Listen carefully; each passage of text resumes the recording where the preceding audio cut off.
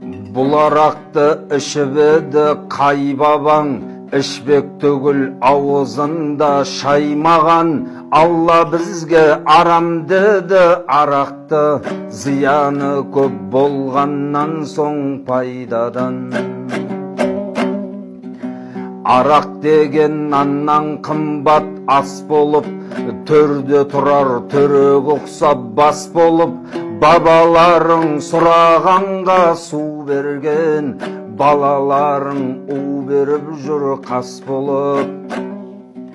Бұл күндері ішіп жүрген арағың, бір күндері төгіледі-ау жас болып. Ертеңіңді ойламайсың есіріп, мәз боласың бүгін жүрсең мас болып. Түзде тойып жүргеніңнен не пайда, үйде қатын балаң отсау аш болып.